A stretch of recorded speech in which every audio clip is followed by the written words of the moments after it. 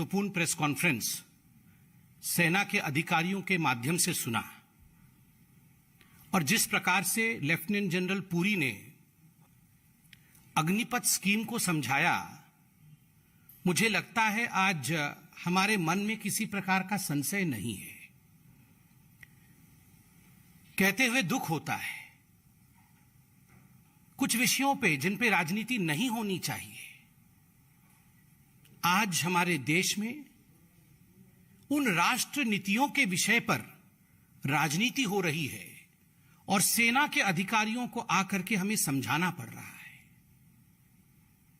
सेना के अधिकारियों को आकर के हमें समझाना पड़ रहा है कि आगजनी और हिंसा के लिए इस देश में कोई स्थान नहीं है। हिंसा मत करिए। कहां यह गलती हुई है? यह विपक्ष कहां पथ भटक चुकी है? आखिर यह विपक्ष क्या चाहती है? देखिए, राजनीतिक प्रेस कॉन्फ्रेंसेस तो बहुत होते हैं, मगर आज मैं एक सवाल पूछना चाहता हूं। हम में से ऐसा कोई नहीं होगा जो ये नहीं चाहता है कि मेरा भारत महान न बने। मेरा भारत महान जब हम छोटे थे तब से टीवी पे देखकर आते थे कि मेरा भारत महान। इस पे गाने लिखे जाते थे, इस पे गीत सुनाए जाते थे मेरा भारत महान पे। मगर मेरा भारत महान कैसे बनेगा अगर रिफॉर्म नहीं होगा? मेरा भारत महान कैसे बनेगा अगर परफॉर्म नहीं होगा? और मेरा भारत महान कैसे बनेगा अगर ट्रांसफॉर्म नहीं होगा? और अगर प्रधानमंत्री अपने खून पसीने से 24 घंटे काम करके रिफॉर्म, परफॉर्म और ट्रांसफॉर्म के पथ पर चलते हैं, अग्नि पथ पर चलते हैं, ताकि हमारा देश आगे बढ़ सके, मेरा भारत महान बन सके, तो मुझे तकलीफ इस बात की होती है, इस राष्ट्र नीति को कुछ लोग हजम नहीं कर पाते हैं, इस पर भी राजनीति करते हैं। अग्निपथ स्कीम एक ऐसा ही विषय है जिस पर राजनीति बिल्कुल नहीं होनी चाहिए। जंतर मंतर, सत्याग्रह इत्यादि के नाम पर आज हम राजनीति, कोरी राजनीति देख रहे हैं।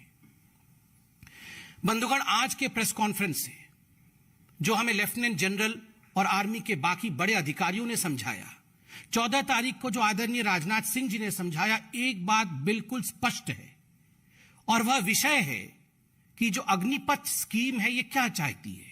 ये चाहती है कि हिंदुस्तान की जो सेना है वो एक यूथफुल प्रोफाइल के साथ, एक युवा चेहरा के साथ आगे आए। और ये केवल हिंदुस्तान के नहीं, ये पूरे विश्व के हर देश के आर्मी की रिक्वायरमेंट होती है कि समय के साथ जब डेमोग्राफी बदलती है, जब जरूरतें बदलती है, तो किस प्रकार से एक यूथफुल आर्मी उस कंट्री में बने, उस देश के नेता, उस देश की आर्मी इसकी चिंता करती है।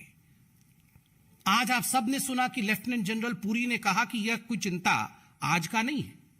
This issue went back to 1989। 1989 में पहली बार इस पर पेपर प्रेजेंट किया गया, इस पर चिंतन किया गया कि किस प्रकार से सेना के अंदर जिनकी भर्ती होती है उनकी एज को कम किया जाए, ताकि जो एवरेज, जो औसत उम्र सेना का है वो कम हो सके।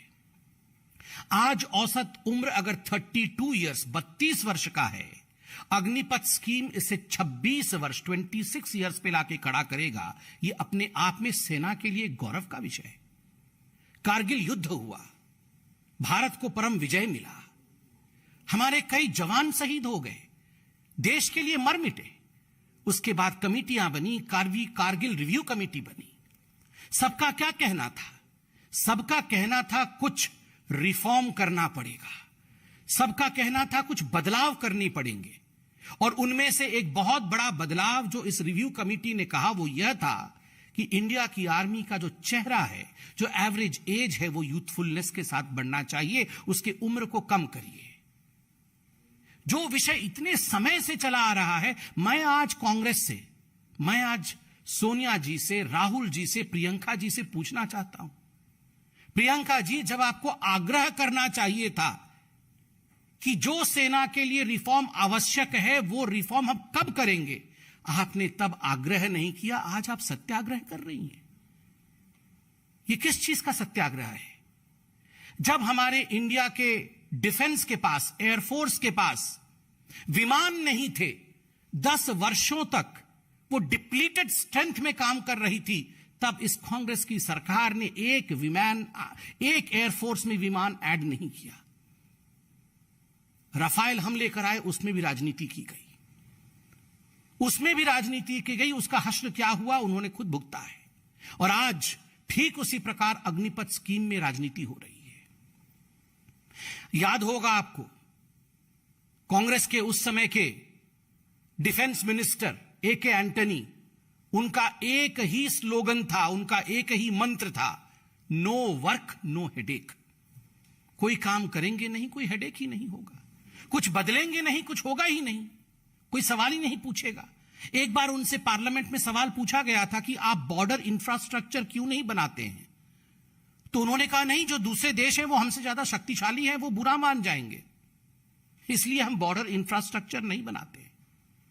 बुरा मान जाएंगे, बॉर्डर इंफ्रास्ट्रक्चर नहीं बनाना है। डिप्लीटेड स्ट्रेंथ होने के बाद इंडियन एयरफोर्स में प्रोक्योरमेंट नहीं करना है। रिकमेंडेशंस होने के बाद, ये रिकमेंडेशंस बहुत पहले से थी कि आप आयु को कम करिए, आयु कम नहीं करना है, और जो कर रहा है उसको करने नहीं देना है। 75% अग्निवीर बाहर हो जाएंगे, उनका क्या होगा? आज बिल्कुल अक्षरशः समझाया गया कि उनके लिए सरकार ने किस प्रकार के प्रावधान किए, किस प्रकार से सीएपीएफ से लेकर मर्चेंट नेवी, कॉरपोरेट की दुनिया हो, कंपनीज हो, स्टेट की पुलिस हो, उन सभी में जिस प्रकार से कोटा सिस्टम लागू करके उनकी चिंता इस सरकार ने, और केवल केंद्र सरकार ने नहीं, राज्य सरकारों ने भी की है। यह अपने आप में दिखाता है कि इसकी चिंता सबको है। And all of them are moving forward to see to it that the 75% of people who come out of the Agnipath scheme after 4 years they are accommodated. ये सब कुछ होने के बावजूद कुछ ऐसे लोग हैं जो इस प्रकार का बयान कर रहे हैं जो आज दिल को दहला देता है। दिग्विजय सिंह जी ने आज क्या कहा? दिग्विजय सिंह जी आज कह रहे हैं कि इन बच्चों को आप लेकर shoot to kill, you are teaching them shoot to kill, और 4 साल बाद जब ये shoot to kill quote unquote सीख के बाहर आएंगे तो ये देश में क्या करेंगे? इनका एक नेता राजस्थान में कह रहा है वो नक्सली बन जाएंगे। राहुल जी, प्रियंका जी, देश के युवकों पे आपको इतना भी भरोसा नहीं है?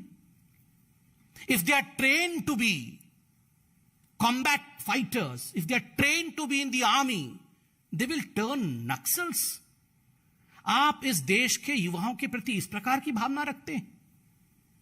आपके एक और बड़े नेता हैं, एक विधायक है राजस्थान में, झारखंड में, इरफान अंसारी। उन्होंने कहा खून पे लथपथ हो जाएंगी ये सड़कें, खून से लथपथ हो जाएंगी। क्यों खून से लथपथ होंगी? क्यों खून से लथपथ होंगी? क्या हिंदुस्तान की आर्मी के लिए अच्छा काम करना ये खून से लथपथ होना है? ये किस प्रकार की धमकी है? अभी प्रियंका वाड्रा जी को मैं सुन रहा था तथा कथित सत्याग्रह में, और प्रियंका वाड्रा जी ने एक ही विषय रखा है। उन्होंने कहा है कि हमारा एक ही मकसद है, और मैं युवाओं से अपील करती हूं कि वो एक ही मकसद के साथ काम करे, और वो मकसद है सरकार को गिराना, सरकार को खत्म करना। मकसद युवक नहीं है, मकसद सेना नहीं है, मकसद सरकार को गिराना है, मकसद सरकार को खत्म, उन्होंने कहा सरकार को खत्म कर देना है। जो काम इनकी पार्टी नहीं कर पा रही है, जनता जनार्दन आज कांग्रेस के साथ खड़ी नहीं है, आज प्रियंका वाड्रा वो अपील कर रही है। ये मकसद है कांग्रेस पार्टी का, सरकार को गिराना। मुझे दुख होता है आज राजनीति कहां पहुंच गई है। आप सोच के देखिए, ये वही कांग्रेस पार्टी है, और ये जो विपक्षी दलों में से कुछ विपक्षी दल अपने आवाज को बुलंद करने की चेष्टा कर रहे हैं, ये वही लोग हैं जिन्होंने एयर स्ट्राइक और सर्जिकल स्ट्राइक तक को नहीं छोड़ा था। एयर स्ट्राइक और सर्जिकल स्ट्राइक में भी इन्होंने राजनीति की थी, और जिस प्रकार से मुझे याद है उस समय भी आर्मी के जवानों को, आर्मी के अफसरों को सामने आकर एक्सप्लेनेशन देना पड़ा था, उनको खुलासा करना पड़ा था कि किस प्रकार सर्जिकल स्ट्राइक एक तथ्यात्मक सत्य है, वो हुआ था, वो भ्रामक नहीं था, वो मिथ्या नहीं थी। डोकलाम जब हुआ तो राहुल गांधी चीनी टेंट के नीचे पकड़े जाते हैं, और आज देश के साथ खड़े होने का नाटक रचते हैं। लोगों को मिस इन्फॉर्म करना, बच्चों को गलतफहमी में डालना, संस्थाओं को भड़का करके इस प्रकार की आगजनी कराना यह उचित नहीं है।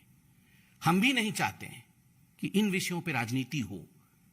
On the issues of army, on the issues of recruitment, on the issues of safety of the country, on the issues of security of this country, we should all stand together, tall as Indians, not as people from BJP, people from Congress, people from RJD or from other political parties. ये political party के नहीं, हम भारतीय हो के खड़े हो, ये हमारी इच्छा है, ये हमारी चाहत है। दिग्विजय जी, ना हमारे युवक नक्सल थे, ना हमारे युवक नक्सल बनेंगे। आज मोदी जी ने, आज हिंदुस्तान की आर्मी ने अग्निपथ के स्कीम के माध्यम से देश की सुरक्षा का बागडोर युवाओं को सौंपा है। आप सोचिए, हमारे प्रधानमंत्री, हमारी आर्मी और हमारे देश की जनता युवाओं पे कितना भरोसा करती है। आज सुरक्षा के लिए युवाओं को यह कमान दिया गया है देश का, और हम सबको विश्वास है ये जो युवक हैं, they will pass this test, they will protect their motherland. ये पूरी तरह से खड़े होकर हमारे देश की रक्षा कर पाएंगे, ठीक उसी प्रकार जैसे आर्मी, नेवी और एयरफोर्स अब तक करती आई है। आप याद करिए, जब ये प्रोटेस्ट करना इनकी आदत हो गई है। जब ये जैम ट्रिनिटी लेके मोदी जी आए थे, उस समय आधार कार्ड को लेकर किस प्रकार पूरे देश में इन्होंने प्रोटेस्ट किया था, आगजनी की थी, सुप्रीम कोर्ट तक चले गए थे कि ये नहीं होना चाहिए। अगर ये जैम ट्रिनिटी नहीं होता, ये दूरदर्शिता सरकार की नहीं होती, कोरोना के समय सभी के अकाउंट में जो 2000 रुपए गए वो जा पाते क्या? जा पाते क्या? आप खुद बताइए। आज ये जो डायरेक्ट बेनिफिट ट्रांसफर के माध्यम से करोड़ों रुपए देश के बच रहे हैं, thanks to the far sightedness of this government when the government implemented the jam trinity। आप याद करिए, ये वैक्सीन को लेकर राजनीति करते थे। ये कह रहे थे कि वैक्सीन में गाय का खून मिला हुआ है, काफ सिरम है, ये वैक्सीन तो बीजेपी की वैक्सीन है, इसे नहीं लगाना चाहिए। लोग हंसते थे, ये संभव नहीं है भारतवर्ष में इतने इतने करोड़ों लोगों को वैक्सीन लगाया जाना। हो गया ना? आपने विश्वास दिखाया मोदी जी पे, आपने विश्वास दिखाया इस सरकार पे, आपने विश्वास दिखाया भारत की काबिलियत पे, भारत के वैज्ञानिकों पे। हो गया ना? ये वैक्सीनेशन संभव हुआ ना? ठीक उसी प्रकार अपनी सेना पे संपूर्ण विश्वास रखिए। सेना राजनीति का प्लेटफॉर्म नहीं है। पूर्ण विश्वास के साथ सेना के साथ हम सब खड़े हों। सेना का एक ही मकसद है, भारत मां की रक्षा करना। किस प्रकार से हम भारत मां की रक्षा करें, किस प्रकार से हम भारत मां की ताकत को और सुदृढ़ बनाएं, इसमें आगजनी के लिए, हिंसा के लिए, राजनीति के लिए, किसी संस्था के लिए, व्यक्तिगत भलाई के लिए कोई स्थान नहीं है। स्थान है तो सामूहिक भलाई के लिए स्थान है, स्थान है तो सबका विश्वास, सबका विकास, सबका प्रयास, सबको लेकर आगे बढ़ने में ही, इसी मंत्र में ही स्थान है। बंधुगण, मैं इतना ही कहना चाहता था, और आज मैं प्रियंका गांधी जी से पुनः आवेदन करूंगा कि प्रियंका जी, आपने जो कहा है कि आपका मकसद केवल और केवल सरकार को गिराना है, टू टॉपल द गवर्नमेंट, और सरकार को खत्म करना है। सरकार को खत्म करना आपका मकसद हो सकता है, हिंदुस्तान को बचाना, हिंदुस्तान को बढ़ाना, हिंदुस्तान को रक्षित रखना, यह हमारा मकसद है, यह हिंदुस्तान की आर्मी का मकसद है। और हमेशा याद रखिए, आर्मी और हिंदुस्तान का मकसद ही कामयाब होती है और किसी का नहीं। बहुत बहुत धन्यवाद। मैं कोई प्रश्न नहीं लूंगा, क्योंकि मुझे लगता है सारे प्रश्नों का उत्तर आज लेफ्टिनेंट जनरल पुरी और उनके साथियों ने जिस प्रकार दिया है, और कोई गुंजाइश नहीं है कि इसमें किसी प्रकार का कोई शक हो, इसमें किसी प्रकार का डाउट हो। सारे प्रश्नों का उत्तर आपके पास मौजूद है। बहुत बहुत धन्यवाद।